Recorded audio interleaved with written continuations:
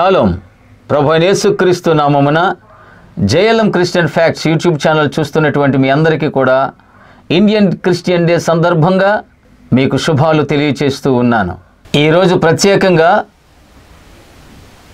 Indian Christian day సందర్భంగా social మీడియాలో క్రైస్తవులందరూ కూడా మీ ఫొటోస్తో ఇండియన్ క్రిస్టియన్ డే అని సోషల్ మీడియాలో ఫేస్బుక్లో, యూట్యూబ్ ఛానల్స్లో, ట్విట్టర్స్లో, ఇంకా ఏమైతే సోషల్ మీడియాలో అందుబాటులో ఉన్నాయో వాటన్నిటిలో కూడా మీ ఫొటోస్ను పెట్టుకొని ఇండియన్ క్రిస్టియన్ డే అని పెడుతున్నారు కదా. ఆ ఇండియన్ క్రిస్టియన్ డే యొక్క విలువైనటువంటి కొన్ని విషయాలు విజువల్గాను ఆ ప్రాంతాలు నేను తిరిగి వచ్చాను కాబట్టి ఆ ప్రాంతాల్లో ఉన్నటువంటి వివరణ కూడా మీకు కొంతవరకు వివరించడానికి నేను మీ ముందుకు నేను వస్తున్నాను. స్కిప్ చేయకండి, పూర్తిగా చూడండి. చాలా విలువైనటువంటి రోజు కదా మన క్రైస్తవులకు. గనుక ఏమైతే నేను చెప్తున్నానో, ఏమైతే చూపిస్తూ ఉన్నానో వాటిని ఖచ్చితంగా కడవరకు చూడాలని ప్రభుపేట మీకు నేను మనవి చేస్తూ ఉన్నాను. ఇండియన్ క్రిస్టియన్ డే అనేటువంటిది అసలు మనం ఎందుకు జరుపుకుంటున్నాం భారతదేశంలో ప్రత్యేకంగా తెలిసిన వారికి, లేక థియాలజికల్ కాలేజెస్లో చదివిన వారికి, పుస్తకాలు చదివినటువంటి వారికి పూర్తిగా అర్థమవుతుంది. తెలియనటువంటి వారి కొరకు ఈ విషయాలు నేను మీ ముందుకు తీసుకొని వస్తూ ఉన్నాను.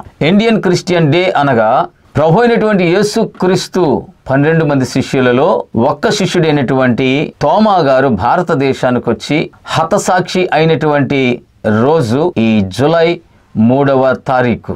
ఎప్పటికీ కూడా మనకి ఈ మాటలు గుర్తుండాలి. ఈ జూలై 3వ తారీఖున ఇంత గొప్ప ఫెస్టివల్గా భారతదేశం అంతా చేసుకుంటుంది. సంఘాలు, పాస్టర్స్ ఫెలోషిప్స్, తర్వాత ఇంకా థియాలజికల్ కాలేజెస్ భారతదేశంలో ఉన్నటువంటి వారు అందరూ కూడా జరుపుకుంటున్నారు. అయితే తోమా గారు భారతదేశానికి ఎలా వచ్చారు, ఎందుకు వచ్చారు, ఎలా రాగలిగారు, ఆయన చేసిన పరిచర్యలు ఏంటో కొద్దిసేపు మనం చూద్దాం. కొన్ని విషయాలు. యేసుక్రీస్తు చనిపోయిన తర్వాత శిష్యులందరూ కూడా చీట్లు వేసుకున్నారు. బైబిల్ పరంగా మనకి ఇదంతా కూడా సబ్జెక్ట్ తెలుసు. ఈ చీట్లు వేసుకున్నప్పుడు తోమా గారికి భారతదేశం అని ఆ చీట్లో వ్రాయబడి వచ్చింది. ఆయన పేరున భారతదేశం అని రాయబడినప్పుడు భారతదేశానికి ఈయన భారతదేశానికి రావాల్సి వచ్చినప్పుడు మొట్టమొదట ఆయన రావడానికి ఇష్టపడలేదు, రిజెక్ట్ చేశారు. చాలా విషయాలు ఉన్నాయి.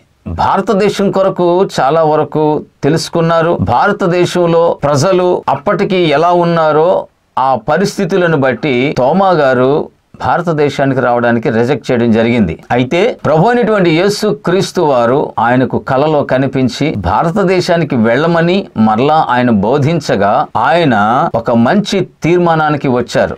సెయింట్ థామస్ గారు, పరిశుద్ధుడైనటువంటి తోమా, ఎలాగైనా భారతదేశానికి వెళ్ళాలా. ఎందుకంటే ఈయనకి చాలా చోట్ల అతి ప్రాముఖ్యంగా మనకు తెలిసినటువంటి విషయం పరిశుద్ధ గ్రంథంలో యోహాను సువార్త 20వ అధ్యాయము 29వ వచనములో చూచి నమ్మిన వారి కంటే చూడక నమ్మిన వారు ధన్యులని తోమా గారిని గూర్చి ప్రభు యేసుక్రీస్తు వారు చెప్పారు.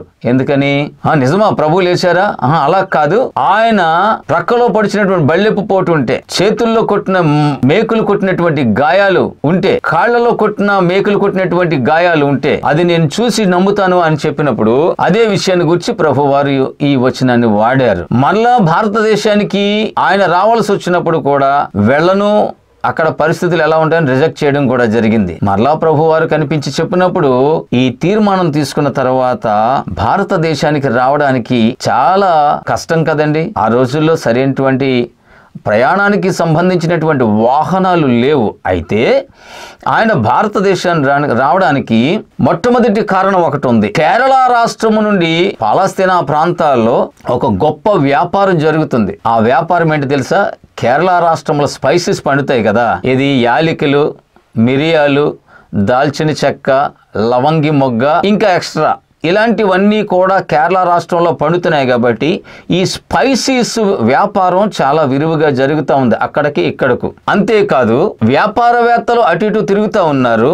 ఈలోగా కేరళ రాష్ట్రంలో అప్పటికి పరిపాలిస్తున్నటువంటి రాజు గోండెఫరస్, ఈ గోండెఫరస్ రాజుకి భారతదేశంలో ఆయన పరిపాలన చేస్తుంటుండగా ఈ కేరళ రాష్ట్రంలో ఒక అండర్ గ్రౌండ్ ప్యాలెస్ కట్టుకోవాలి అనేటువంటి ఆశ కలిగి దానిని గురించి ఆయన ఎంక్వైరీ చేయిస్తే పాలస్తీనులు మంచి బిల్డింగ్లు వాళ్ళు కట్టగలరు, వాళ్ళు చాలా విలువైనటువంటి బలమైనటువంటి గృహాలు వారు నిర్మాణంలో చాలా ప్రముఖులుగా ఉన్నారు, ముందుగా ఉన్నారు, అక్కడ నుండి తీసుకొస్తే మంచి ప్యాలెస్ కట్టగలరు అనేటువంటి ఒక ఆయన నోటీస్కి వచ్చినప్పుడు కేరళ రాష్ట్రం నుంచి ఆయన దగ్గర ఉన్నటువంటి అబ్బానీస్ అనేటువంటి ఆయనను పాలస్తీనా దేశానికి ఇక్కడి నుంచి పంపించడం జరిగింది. ఇలా పంపిస్తూ ఉన్నటువంటి సందర్భంలో మరి అక్కడికి వెళ్ళి ఆ కార్పెంటరీ వర్క్ ఇదంతా కూడా ఎంక్వైరీ చేయాలి కదా, ఎవరు చేస్తారో. దారిలో ఆయనకు మరొక ఆయన కలిసినాడు. ఆయన కలిసి అబ్బానీస్తో జత చేసి మాట్లాడుతూ వెళుతూ ఉంటుండగా, ఎందుకు వెళుతున్నారు మీరు అక్కడికంటే, పాలస్తీనా నుండి ఒక మంచి కార్పెంటర్ వర్క్ చేసేవాళ్ళు, బాగా జ్ఞానం ఉన్నటువంటి ఒక మంచి ఇంజనీర్ లాంటి మైండ్ ఉన్నటువంటి ఒక ఆయన మాకు కావాలి, మా రాజుగారికి ఒక ప్యాలెస్ కట్టడానికి అన్నప్పుడు ఆయనతో జత చేసి ప్రయాణం చేస్తున్నటువంటి వ్యక్తి, మీకు నేను ఒక మంచి వ్యక్తిని పరిచయం చేస్తాను, చాలా నాణ్యత కలిగినటువంటి పని చేస్తాడు అని చెప్పి ఆ ప్రాంతానికి అక్కడికి వెళ్ళేసరికి వీళ్ళిద్దరు మంచి ఫ్రెండ్స్ అయ్యారు. తీసుకుని వెళ్ళి తిన్నగా తోమా గారింటికి తీసుకుని వెళ్ళాడు ఆ అబ్బానీస్ ని. ఆయన పరిచయం చేశాడు.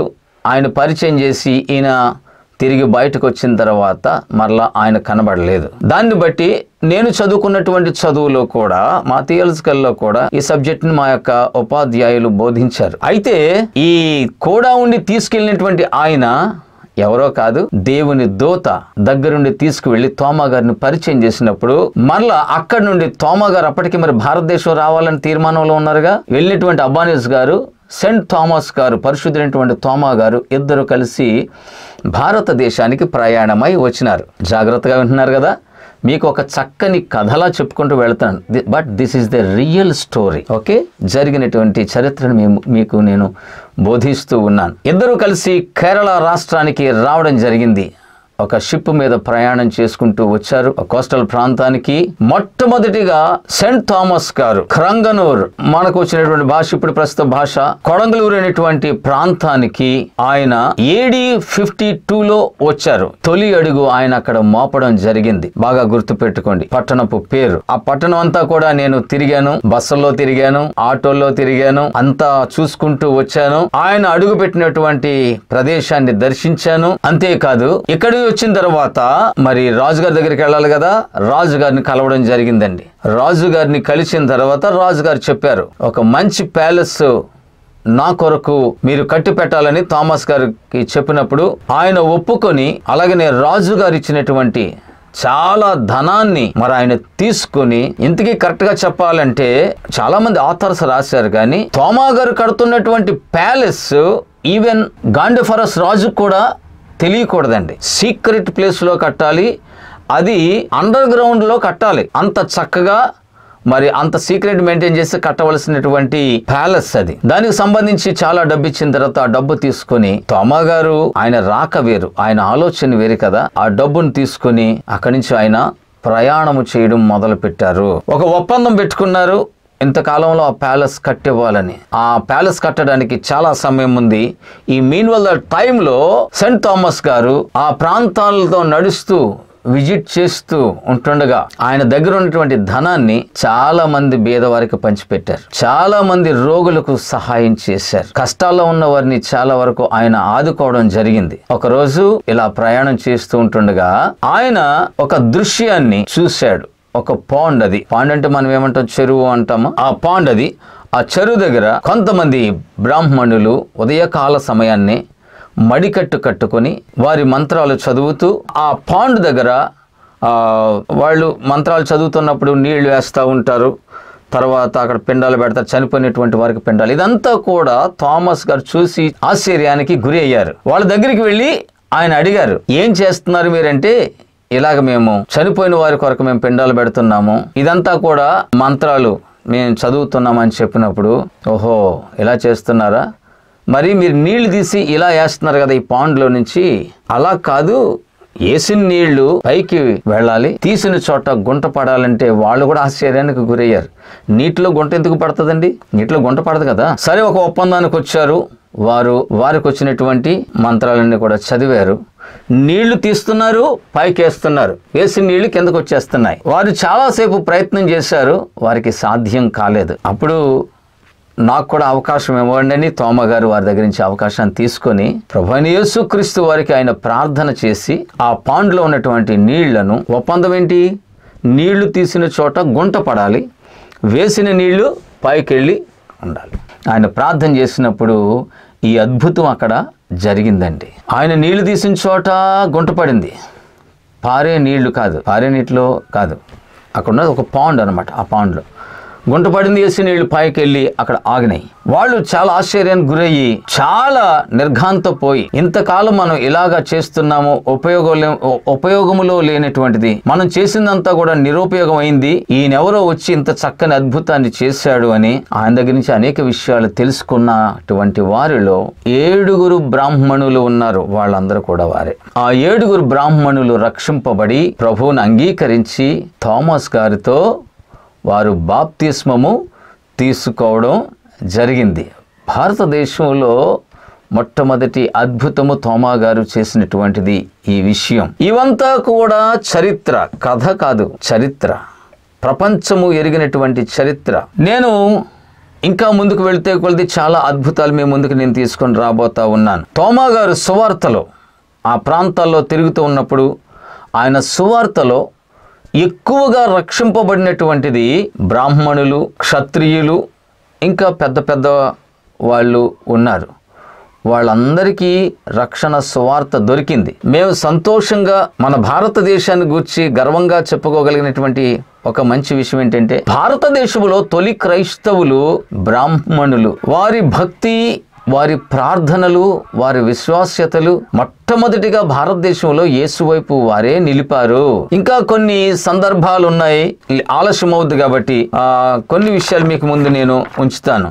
ఈ అద్భుతం జరిగినటువంటి చోటు పాల్యూర్ అంటారు, పలయూర్ అని అంటారు. ఇక్కడ ఎప్పుడైతే వీళ్ళు ఈ అద్భుతాన్ని చూసి ప్రభువుని అంగీకరించారో ఆ ప్రాంతాన్ని చావక్కాడ్ అంటారు కేరళలో. అంటే శాపపాడు అని అర్థం. రక్షింపబడిన తర్వాత వాళ్ళకి యేసు ప్రభువులటువంటి విలువైనటువంటి విషయాలు తెలిసిన తర్వాత ఈ పేరుని ఎవరో మార్చలేదు, బ్రాహ్మణులే వారు మార్చారు. చావక్కాడ్, దాన్ని శాపపాడు కూడా అనేసి అన్నారు తెలుగులోకి వచ్చేసరికి. ఆ ప్రాంతాన్నే ఎక్కడైతే ఈ ఇంకో విషయం, వారు నంబూరి బ్రాహ్మణులు.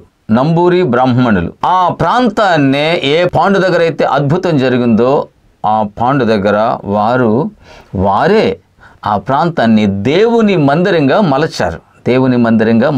బాగా గుర్తుపెట్టుకోండి. నంబూరి బ్రాహ్మణులు రక్షింపబడి వారు ఎక్కడైతే సెయింట్ థామస్ గారు చేసినటువంటి అద్భుతాన్ని చూశారో అక్కడే యేసు ప్రభువుని అంగీకరించి బాప్తిసం తీసుకొని ఆ ప్రాంతాన్ని దేవుని మందిరంగా మలచారు. తోమా గారు యొక్క భారతదేశంలో జీవితంలో కూడా అన్ని విషయాల్లో కూడా నేను సందర్శించిన అన్ని చర్చెస్లో కూడా my lord and my God అనేటువంటి మాట ఉంది.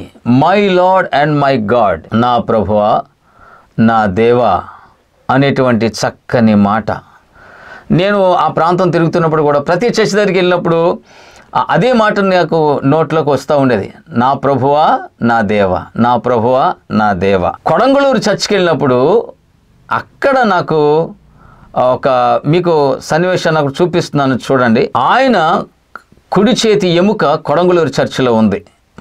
కుడి చెయ్యి ఎముక కొడంగళూరు చర్చిలో ఉంది. చాలా చక్కగా దాన్ని ఒక ప్రశస్తమైన ప్రాంతంలో అమర్చి ఉంచారు మందిరంలో. అక్కడికి వెళుతున్నప్పుడు ఆ గ్లాస్ డోర్ చక్కగా అది కీ తిప్పుతూ ఉంటే ఆ డోర్ ఓపెన్ అవుతుంది. డోర్ ఓపెన్ అయిన వెంటనే లైట్లు వెలుగుతున్నాయి. లైట్లు వెలిగి సిరియన్ భాషలో my lord and my God అనే ఒక చక్కని పాట వస్తూ ఉంది. నేను ఆ లోపలికి వెళ్ళాను, నాకు పర్మిషన్ ఇచ్చారు ఫాదర్ గారు.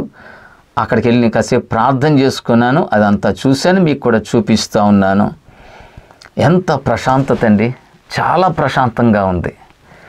ఈ సందర్భంగా మీకు ఒక మాట నేను చెప్పగలగాలి. బుక్ నాలెడ్జ్ కంటే, ఎవరో బోధించిన దానికంటే, థియాలజికల్ ప్రొఫెసర్స్ కానివ్వండి, సంఘ కాపరులు కానివ్వండి, బోధించిన దానికంటే నా పక్షంగా నేను మీకు ఒక మంచి రిక్వెస్ట్ చేస్తున్నాను. ఆ రిక్వెస్ట్ ఏంటంటే, భారతదేశంలో క్రైస్తవ సైన్స్ చాలా ఉన్నాయి. ఒక గుర్తింపబడినటువంటి ప్రాంతాలు చాలా ఉన్నాయి. వాటిని అన్నిటినీ కూడా మీ కళ్ళతో చూడండి, వెళ్ళండి. సేవకులారా, వీలైతే మీ సంఘాన్ని తీసుకొని వెళ్ళండి.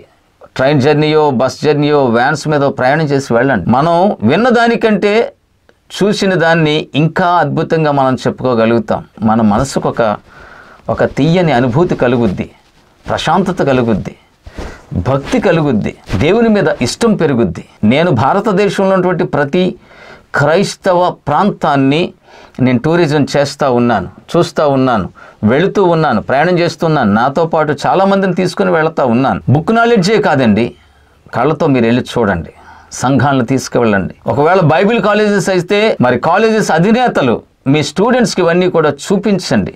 మీరు చెప్తున్నటువంటి పాఠాలతో పాటు ఆ ప్రాంతాలను చూపిస్తే ఇంకా మా నాలెడ్జ్ వారికి పెరుగుద్ది, ఆత్మీయత పెరుగుతుంది. కాబట్టి నేను ఎంకరేజ్ చేస్తున్నాను, భారతదేశంలో ఉన్న గుర్తింపబడినటువంటి ప్రతి చారిత్రాత్మకమైనటువంటి ప్రదేశాన్ని చూడండి, చూపించండి. నేను వెళ్తున్నప్పుడు కూడా నాతో కూడా ప్రయాణం చేయండి, ఖచ్చితంగా నేను అన్ని ప్రాంతాలకు తీసుకొని మీకు చూపిస్తాను. రైట్, ఇప్పుడు ఆ కొడంగళ్ళూరు చర్చిలో ఎంత హాయిగా అనిపించింది. తర్వాత పలయూరు చర్చిలో అద్భుతం జరిగింది.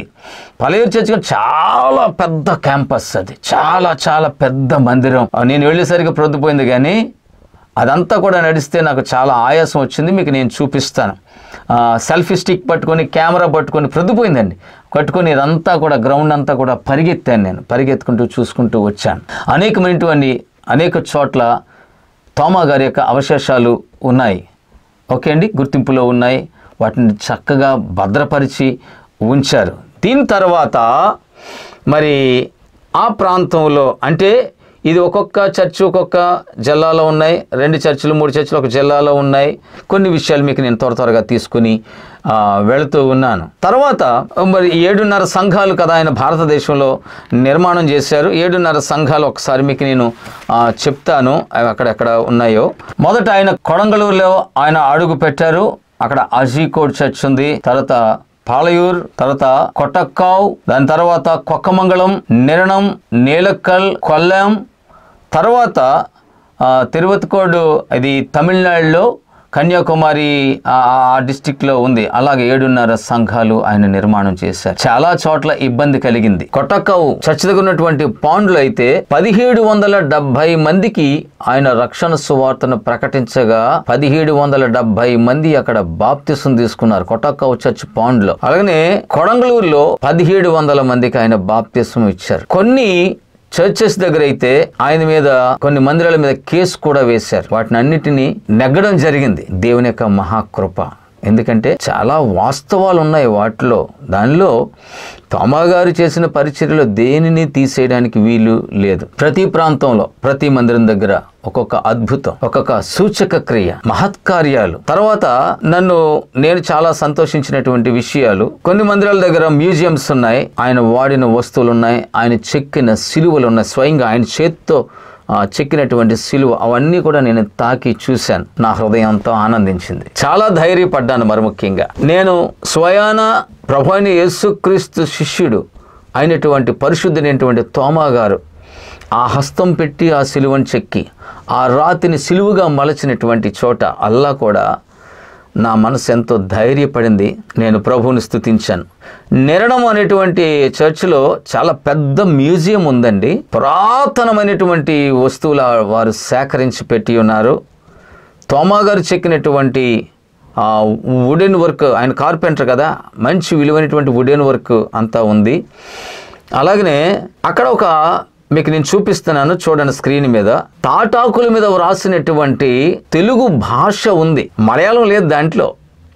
కేరళ రాష్ట్రం కదా, యాక్చువల్గా ఏం రాయాలి? మలయాళం రాయాలి యాక్చువల్గా. వారు రాతను రాసేటువంటి కాలానికి వచ్చేసరికి తాటాకుల మీద అది మన భాష కాదు, వ్రాసిందైతే తెలుగులో, కానీ అది మన భాష కాదు.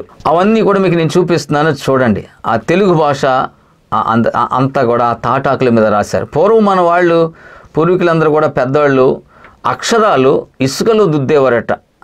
బళ్ళకి వెళ్ళి ఇసుకలో దుద్దేవారట. వాళ్ళ దగ్గర నుంచి ఇసుకలో రాసేవారు.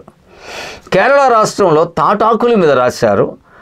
అక్కడ మన తెలుగు భాష చూసినప్పుడు నేను వాళ్ళందరికీ, ఆ చర్చిల వాళ్ళకి అందరికీ నేను చెప్పాను, అక్కడ ఉన్నటువంటి మేనేజ్మెంట్ కూడా చెప్పాను, మా తెలుగు భాష మీరు అద్దంలో చక్కగా పెట్టుకొని ఉంచారు, నాకు చాలా గర్వంగా ఉంది, సంతోషంగా ఉందని వారితో, ఆ చర్చ్ మేనేజ్మెంట్తో వారితో నేను మాట్లాడినప్పుడు వారు కూడా సంతోషించారు, నాతో కలిసి వారు కూడా ఆనందించారు. అన్ని చోట్ల కూడా పూర్వపు అవశేషాలు ఉన్నాయి అని చెప్తా ఉన్నాను కదా.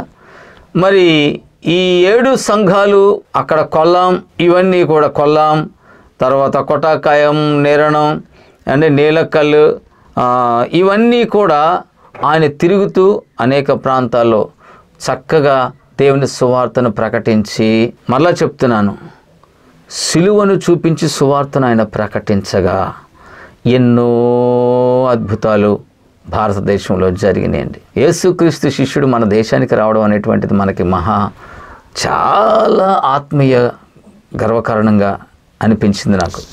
మరొక విషయం, అలాగా చేసుకుంటూ మళ్ళా అప్పుడు కూడా కేరళలో ఉంది యాక్చువల్గా ముఖ్య పట్టణంగాను, కన్యాకుమారి జిల్లా ఉన్నటువంటి ఆ ప్రాంతంలో. మరి అక్కడ గోడల వరకు ఆయన మందిరం నిర్మాణం జరిగింది. చాలా చోట్ల ప్రాబ్లమ్స్ వచ్చినాయండి. వాటిని అన్నింటినీ ఛేదించుకుంటూ ఆయన అక్కడ కూడా ఒక హాఫ్ చర్చ్ కట్టడం జరిగింది. గోడల వరకు కట్టారు, రూఫ్ మాత్రం తర్వాత వాళ్ళు వేసుకున్నారు అక్కడ ఉన్నటువంటి వారు. తర్వాత అది అరపల్లి అంటారు, అంటే సగం మందిరం అని. సో ఈ ప్రాంతాలు తర్వాత నాకు ఎపిసోడ్స్లో మీకు అన్ని ఎక్కడికి ఎలా వెళ్ళాలో అవన్నీ కూడా మీకు నేను చెప్తానులేండి, ప్రస్తుతానికి ఇది తెలుసుకోండి. అక్కడ నుండి నేరుగా ఆ కేరళ రాష్ట్రం నుంచి ఆ సముద్ర తీర ప్రాంతంలో నడుచుకుంటూ సువార్తను ప్రకటించుకుంటూ తమిళనాడుకు వచ్చారు. తమిళనాడులో ఆయన చాలా కాలం దేవుని సువార్తను అక్కడ కూడా ప్రకటించారు. అక్కడ కూడా బ్రాహ్మణులు చాలా వరకు రక్షింపబడ్డారు. అయితే చివరకు ఆయన ప్రాణము వాళ్ళ చేతుల్లోనే పోయింది. మెడ్రాస్ పట్టణంలో, అంటే ఇప్పుడు మనం చెన్నై అంటున్నామండి, అప్పుడు కూడా చెన్నై పాత పేరే కదా, మళ్ళీ తిరిగి పెట్టారు. ఆ ప్రాంతంలో ఆయన కూడా చాలా ప్రాంతాలు తిరిగారు. ప్రార్థన చేసుకోవడానికి ఒక ఎత్తైనటువంటి కొండను ఎన్నుకున్నారు, దాన్ని థామస్ మౌంట్ అంటున్నారు కదా, చాలామంది వెళ్ళారు. చెన్నై ఎయిర్పోర్ట్కి దగ్గరలో ఉంది, చాలామంది మీరు వెళ్ళారు, చూశారు అండి. మరి ఆయన్ను ప్రార్థన చేసుకునేటువంటి ప్రాంతం, ఆయన్ని చంపడానికి ఆయన్ను చాలా వరకు వేటాడారు, తరిమారు. చివరకు థామస్ మౌంట్ దగ్గర ఉంటుండగా, మోకాళ్ళ మీద ఆయన ఉంటుండగాన ప్రార్థన చేసుకుంటుంటే వెనకాల నుంచి వచ్చి త్రిశూలంతో పొడి చేశారండి. పొడి చేసి పోయిన తర్వాత ఆయన పరిగెత్తి ఆ రక్తపు కొల్లుతోనే పరిగెత్తి సుమారు థామస్ మౌంట్ నుంచి లిటిల్ మౌంట్ అనేటువంటి ప్రాంతం చెన్నైలో, లిటిల్ మౌంట్కి వెళ్ళి, లిటిల్ మౌంట్లో ఆయన తరచూ ప్రార్థన చేసుకునేటువంటి గుహ ఒకటి ఉందండి. అక్కడ ఆ గుహలోనే ఆయన కన్ను మూశారు. అది AD 72 జూలై 3 జూలై మాసం 3వ తారీఖున ఆయన హతసాక్షి అయ్యారు. భారతదేశంలో ఆయన రక్తాన్ని ఇక్కడ కార్చడం జరిగింది. లిటిల్ మౌంట్ యొక్క విషయాన్ని ఒకటి మీకు నేను చెప్పాలి. లిటిల్ మౌంట్ ఆయనకు ప్రార్థన చేసుకోవడానికి తరచూ వెళ్ళేవారు కదా కొండకు. థామస్ మౌంట్ కాదండి, ఆ థామస్ మౌంట్ వేరు, లిటిల్ మౌంట్ వేరు. లిటిల్ మౌంట్ దగ్గర జరిగిన ఒక అద్భుతం మీకు నేను చెప్పాలని ఆశపడుతూ ఉన్నాను. లిటిల్ మౌంట్ ప్రాంతంలో అసలు నీళ్ళే ఉండేవి కాదట. అలాంటి సమయంలో ఆయన ప్రార్థన చేసి అక్కడ ఆ రాక్ను, ఆ బండను ఆయన కొట్టినప్పుడు ఆ బండలో నుండి నీళ్లు ఉబికి బయటకు వచ్చినాయి. అక్కడ ఆయనకు కూడా నీళ్ళు అవసరం, ఆహారం కంటే నీళ్లు చాలా ప్రాముఖ్యమైనది కాబట్టి అక్కడ నీళ్లు ఆయన త్రాగారు. ఆ మధ్యకాలంలో ఆ నీళ్లు అప్పటి వరకు కూడా సెలవు ఊరేటువంటిదని చెప్పారు. ఇప్పుడు లేదులేండి. అద్భుతం. అలా చెప్పగానే మీకు ఏం గుర్తొస్తున్నారు? ఎవరు గుర్తొస్తున్నారు? మోషే గారు గుర్తొస్తున్నారు కదా. మోషే గారు గుర్తొస్తున్నారు. మోషే గారు కూడా ఆ బండను కొట్టినప్పుడు నీళ్లు ఊబికి బయటకు వచ్చినాయి. సేమ్ అదే సన్నివేశంలో ఆ ప్రాంతంలో నేను అదంతా చదివాను, అది చూశాను కాబట్టి మీకు నేను చెప్తున్నాను. ఆ బండను ఆయన కొట్టినప్పుడు బండను చీల్చుకుని నీళ్లు బయటకు రాగా లిటిల్ మౌంట్ ప్రాంతంలో నీళ్లు ఏర్పడినాయి. తుది శ్వాస విడిచినటువంటి ప్రాంతం లిటిల్ మౌంట్. అండర్ గ్రౌండ్లో ఉండే ఆ గుహంతా మీకు నేను చూపిస్తున్నాను, చూడండి, స్క్రీన్ మీద చూడండి అండి. తర్వాత అక్కడ ఒక మందిరం ఉంది. తర్వాత సిరియన్స్ కూడా అక్కడ ఒక మంచి మందిరం కూడా కట్టడం జరిగింది. అక్కడ కూడా చాలా ప్రశాంతంగా ఉంది, మనసు హాయిగా ఉంది అండి. తర్వాత మరి థామస్ మౌంట్ దగ్గర ఆయన్ని వెన్నుపోటు పొడిచారు కదా, ఆ వెన్నుపోటు పొడిచిన ప్రాంతం కూడా చాలా పరిశుద్ధమైంది. ఒక మాట మీకు నేను చెప్పాలి, ఆయన ఎక్కడెక్కడ మందిరాలు కట్టారో, ఎక్కడ సువార్తను ప్రకటించారో, ఎక్కడ ప్రార్థన చేసుకున్నారో అవన్నీ తిరుగుతున్నప్పుడు ఆయన పాదంలో, ఆయన అడుగులో ఒక్కడికైనా అది పడి ఉంటుందిగా. నాకు అదొక తెలియని ధైర్యం. ఆయన చెక్కిన శిలువ మీద, ఆ రాతి మీద ఆయన చెయ్యి పడిందిగా, అక్కడ తాకినప్పుడు అక్కడ ఒక విలువైనటువంటి ఏదో తెలియని ఆనందం, ఆత్మీయ ఆనందం. ఆయన ఉన్నటువంటి చోటు ఆ ఫుల్ పిట్ దగ్గర అదంతా ఆయన నడిచాడు కదా, నేను అదంతా నడిచాను. ఆయన అడుగులో కన్నా అడుగు పడాలి, పరిశుద్ధుడైనటువంటి తోమా గారి యొక్క అడుగులు ఒక్కడిగైనా నా ఫుట్ పడాలని ఆ ప్రాంతం అంతా దగ్గరగా నేను నడిచాను.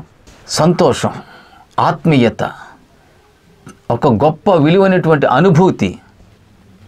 ఇంకా మీకు ఒక మంచి మాట, సువార్త కొరకు మనం ఎలాంటి తీర్మానం తీసుకోవాలో ఈ తోమా గారు కట్టినటువంటి మందిరాలు, ఆ ప్రాంతాలు అవి చూసినప్పుడు మనలో ఒక తెలియని ఒక తీర్మానం మనకు వచ్చేస్తుందండి. నేను నాతో పాటు మన్యంలో మహానీయుని సువార్తలో కొంతమంది బృందం ఉన్నారు. చాలా విలువైనటువంటి సేవ మేము చేసాం. 14 సంవత్సరాలు అన్ని గిరిజన ప్రాంతాల్లో మేము తిరుగుతూ ఉన్నాము, ఇంకా తిరుగుతున్నాం, ఇంకా సర్వే చేస్తున్నాం. సువార్త అందని ప్రాంతాలు, దేవుని పని చేస్తూ ఉన్నాం.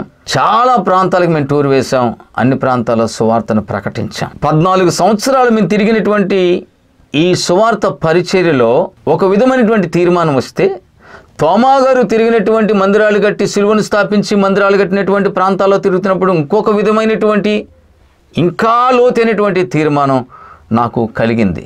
ఆ అనుభవంలోనికి నేను వెళ్ళాను. మన దేశం కాదు కదా అయింది, మన వాడు కాదు కదా, మన ప్రజ కాదు కదా, మనలాంటి మన మైండ్ సెట్ వేరు, వాళ్ళ మైండ్ సెట్ వేరు కదా. ఇలాంటి ప్రజల మధ్యకు వచ్చి దేవుని సేవ చేయడం, క్రీస్తు యేసును భారతదేశానికి పరిచయం చేయడం ఎంతో విలువైనటువంటి విషయం. తర్వాత ఆయన చంపబడిన తర్వాత మైలాపూర్లో ఆయనను సమాధి చేశారు. అవును కదా, సమాధి దగ్గర కూడా చాలామంది అల్లరి చేశారు. దాన్ని యాక్చువల్గా మౌంట్ రోడ్ అంటారు. అండ్ థామస్ గురించి కూర్చున్నటువంటి విషయం ఇది. అక్కడ కూడా చాలా అల్లర్లు చేస్తే అక్కడ ఉన్నటువంటి మళ్ళీ ఈ యొక్క రిలిక్స్ను, అంటే ఎముకలను తీసుకొచ్చి మరొక చోట మనకు అది శాంతం చర్చ్ అంటారు. 3 ప్లేసులు విలువైనటువంటి చెన్నైలో ఉన్నాయి. ఆ చర్చ్ కూడా చాలా పెద్దది. అక్కడ తిరిగి ఆ ఎముకలను అక్కడ సమాధి చేయడం జరిగింది. అక్కడ ఆయన సమాధి ఉంది, మీకు చూపిస్తున్నాను చూడండి. అక్కడ కూడా చాలా ప్రశాంతంగా ఉంటుంది. అక్కడ నేను మోకరించి ప్రార్థన చేసుకున్నాను. ప్రతి చోట నేను వెళ్ళి ప్రార్థన చేసుకున్నాను. తర్వాత నేను కొంతమంది ఫాదర్స్ని నేను కలిశాను. ఫాదర్స్తో మాట్లాడుతున్నప్పుడు చాలా చక్కని విషయాలు నాతో మాట్లాడారు. నాకు లోపలికి వెళ్ళి ఆ రిలీక్స్ని చూడడానికి, ఆ అతి పరిశుద్ధమైన స్థలంలోకి వెళ్ళి అవన్నీ చూడడానికి కూడా నాకు పర్మిషన్ ఇచ్చారు. ఫాదర్స్ కూడా నేను ప్రత్యేకంగా ధన్యవాదాలు తెలియచేస్తూ ఉన్నాను. ప్రియ దేవుని పిల్లలారా, పెద్దవారులారా, నాకంటే చిన్నవారులారా, స్నేహితులారా, క్రైస్తవులారా, తోమా గారు భారతదేశంలో చేసిన సేవను బట్టి ఈరోజు క్రీస్తు మన దేశానికి పరిచయం అయ్యారు. ఆ పరిచయం ఈరోజు నా గుండె లోతుల్లోకి వెళ్ళింది, నీ గుండె లోతుల్లోకి వెళ్ళింది. అందుకే ఈరోజు కోట్లాది మంది ప్రభువును ప్రపంచమంతా ఆరాధన చేస్తూ ఉన్నారు. క్రీస్తుతో 3.5 సంవత్సరాలు సుమారుగా తిరిగినటువంటి శిష్యులు ఆయనలో ఉన్నటువంటి గొప్ప మనసును వారు తెలుసుకుని అదే విధానాలను పాటించి ఫాలో అయ్యి 12 మంది సీట్లు వేసుకున్న తర్వాత ఒక్క యోహాను గారు కడ వరకు పద్మాసు దీవులో ఆయన ఒక్కడే సాధారణమైనటువంటి మరణం జరిగింది. కానీ మిగిలినటువంటి 11 మంది కూడా 11 దేశాలలో వారు హతసాక్షులు అయిపోయారండి. వారు చనిపోయేటువంటి సమయానికి ఎవరి ముఖాన్ని ఎవరు కూడా చూసుకోలేదు. అలాంటి త్యాగాన్ని వారు చేశారు. ఈ రోజుల్లో మనం సేవ చేస్తాం. బైబిల్ ట్రైనింగ్కి వెళ్తే ఇక్కడే మన ఇంట్లోనే ఒక చర్చ్ పెట్టుకుంటాం. లేదు వెళ్తున్నటువంటి మదర్ చర్చ్ నుంచి కొంతమంది లాగేసేసి మళ్ళా పక్కన ఇంకో చర్చ్ పెడతారు. ఆ ఫ్యామిలీస్ అన్ని సొంత ఫ్యామిలీస్ని లాగేసుకొని. కాదు. నా మాటగా ఒక మాట మీకు నేను చెప్తున్నాను. అనేక మంది పాస్టర్స్ అవ్వక్కర్లేదండి. బైబిల్ వాక్యానుసారంగా సర్వలోకానికి వెళ్ళి సువార్తను ప్రకటించండి అనేటువంటి మాటను మనం పాటించగలిగితే పరిశుద్ధ గ్రంథానికి, దేవుని మాటకు విలువిచ్చినటువంటి వారమై అవుతాం. అర్థమైందనుకుంటాను నా మాట. సువార్థికునిగా ఉండి నీకు ఓపిక ఉన్నంత వరకు ప్రయాణం చేయగలిగి యేసును నువ్వు ప్రకటన చేయగలిగితే పరలోక రాజ్యాన్ని విస్తరింపచేసేటువంటి వారిలో మనం కూడా ఒకళ్ళం అవుతాము. సో తోమా గారిని గురించి ఈ విషయాలు మనం తెలుసుకోవాలి. ఇంకొక 1-2 విషయాలు మీకు నేను చెప్పి ముగిస్తాను. వాస్తవాలు. తమిళనాడులో దేవుని మందిరం నిర్మాణం చేయవలసి వచ్చినప్పుడు చాలా కాలం పర్మిషన్ ఇవ్వలేదు. తర్వాత రాజుగారు పర్మిషన్ ఇచ్చారు. ఆ పర్మిషన్ ఇచ్చిన తర్వాత ఒక పెద్ద మహావృక్షాన్ని కొట్టడం జరిగింది మందిరం కట్టడం కోసం. ఆ వృక్షాన్ని చాలా పెద్ద ముద్దు అనమాట, చాలా పెద్దది, ఏనుగు కూడా లాగలేనంత బరువైనటువంటి మహా వృక్షం అది. ఆ వృక్షాన్ని తీసుకురావడానికి కూడా కుదరనప్పుడు సెయింట్ థామస్ గారు అంత మహా పెద్ద వృక్షాన్ని ఆయన తాడు కట్టుకొని ఆయన భుజానికి తగిలించుకొని ఆ మహావృక్షాన్ని మందిరం కట్టేటువంటి స్థలానికి ఆయన ఒక్కడే లాక్కొని వచ్చాడటండి. ఎంత అద్భుతం! ఇది రాజుగారు చూశారు. రాజుగారు చూసి ప్రభునందు విశ్వసించారు, ఆయన రక్షింపబడ్డారు. చాలామంది రాజులు వినాల, ఈ మాట మీరు జాగ్రత్తగా గుర్తుపెట్టుకోండి. తోమా గారు సువార్తలో చాలామంది బ్రాహ్మణులు, పెద్ద పెద్దవారు రక్షింపబడ్డారు, బాప్తిసం తీసుకున్నారు. కేరళ రాష్ట్రీయ బ్రాహ్మణులందరూ కూడా క్రైస్తవులుగా ఉన్నారు. మరి ముఖ్యంగా చాలామంది రాజులు రక్షింపబడ్డారు తోమా గారి సువార్త ద్వారా. ఏంటి, ఏనుగులు కూడా లాగలేనంత మహావృక్షాన్ని ఒక్కడే లాగగలుగుతున్నాడంటే ఈయన అంగీకరించిన యేసు చాలా గొప్పవాడు, ఆయనలో శక్తి ఉందని ఆ రాజుగారు కూడా ప్రభువుని అంగీకరించినట్టుగా చరిత్ర చెప్తా ఉంది. ఇంకొక చోట అక్కడే మందిరం కట్టిన తర్వాత ఆ పనులు చేస్తున్నప్పుడు కూలి వారికి ఇవ్వడానికి సరిపడినటువంటి డబ్బు లేకపోతే ఆయన ప్రార్థన చేసి, మరి కష్టపడ్డ వాళ్ళకి డబ్బులు ఇవ్వాలి కదా, ప్రార్థన చేసి, ఇది ఒక కథనం ఉంది. ఆయన ప్రార్థన చేసి వారి యొక్క ఆ టవలు ఇలా ఉంటుంది కదా పనిచేసే వాళ్ళకి, ఆ టవల్ని ఇలా చెంగులు ఇలా పట్టమని, ఆ చెంగులో ఆయన అందరిని అలా పట్టి ఉంచమని ఆయన ప్రార్థన చేసి అక్కడ ఉన్నటువంటి ఇసుకను తీసి ఆ ఇసుక కొద్ది కొద్దిగా వాళ్ళ యొక్క చెంగుళ్ళు వేయగా ఆ ఇసుక కాస్త బంగారపు నాణేలుగా మార్చబడినాయంట. కొంతమందికి వెటకారంగా ఉంటుంది, కానీ నీళ్ళలో గుంట పడిందా, నీళ్లు పైకేసినప్పుడు నీళ్లు పైకి వెళ్ళినాయా? అతనికి రహస్య శత్రువులైనటువంటి వారు ఒకడిని చంపేస్తే ఆ ఒక్కడు లేచి ఎవరు చంపారో రాజుగారికి సమాధానం చెప్పాడా? నమ్మాలి కదా. అటువంటప్పుడు ఈ మొద్దును లాక్కొచ్చాడుగా మహావృక్షాన్ని, నమ్మాలి కదా. ఇవన్నీ నమ్మినప్పుడు ఆయన దగ్గర డబ్బులు లేనప్పుడు మందిరం కట్టేటప్పుడు ఆ ఇసుకను తీసి వాళ్ళ యొక్క చెంగులు వేసినప్పుడు నాణ్యాలుగా మార్చబడ్డాయి. ఇది కూడా నమ్మండి. ఇలాంటి సూచక క్రియల ద్వారా ప్రజలు ఒట్టినే దేవుని నమ్మారు కదండి. అద్భుతాలు జరగాలి, సూచక క్రియలు జరగాలి కళ్ళ ముందు. ఇవన్నీ చూస్తున్నటువంటి వారు ప్రభువుని అంగీకరించడం జరిగింది. ప్రభు వైపు అనేక మంది తిరిగారు. ఈరోజు అల్పులమైనటువంటి మన వరకు కూడా క్రీస్తు యొక్క సువార్త వచ్చి ఈరోజు మనం రక్షింపబడ్డామంటే తోమా గారు భారతదేశంలో చేసినటువంటి గొప్ప త్యాగం, పరిచర్య. ఒక్కసారి క్రైస్తవునిగా ఇండియన్ క్రిస్టియన్ డే సందర్భంగా ఒక్కసారి మనం పరీక్షించుకుందాం. యేసు ప్రభువుని నమ్ముకొని రక్షింపబడి బాప్తిస్మం తీసుకొని ఇన్ని సంవత్సరాల నుంచి మీరు మందిరానికి మనం వెళుతున్నాం కదా, మనం ఎంత పని చేయగలిగాం, ఎంత సువార్తను ప్రకటించగలిగాం? నీ ద్వారా ఒక్కరైనా రక్షింపబడ్డారా? నేనును నా ఇంటి వారిని, వాక్యం బాగుంది, నేను వెళితే నా పిల్లలు కూడా వస్తారు, మీరు వెళుతుంటే చర్చికి మీ పిల్లలు కూడా మీతో పాటు వస్తారు. అదనంగా మీ ద్వారా మీరు సువార్త చెప్తే రక్షింపబడినటువంటి వారు ఎంతమంది ఉన్నారు?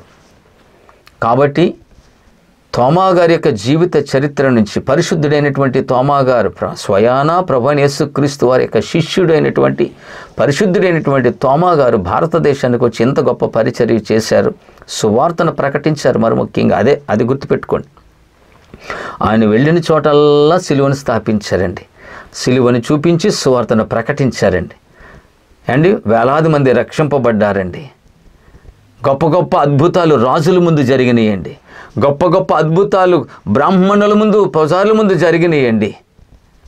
అంత గొప్పవారే రక్షింపబడినప్పుడు అల్పులమైనటువంటి మనం రక్షింపబడి ఆయన చేసిన సువార్తలో కనీసం కొంచెం సువార్త అయినా మనం చేస్తే దేవుడు మనల్ని అంగీకరిస్తాడు. ఆయన ప్రేమ మన మీద కురిపిస్తారు. కాబట్టి ఇండియన్ క్రిస్టియన్ డే సందర్భంగా థామస్ గారు భారతదేశంలో హతసాక్షి అయ్యారు.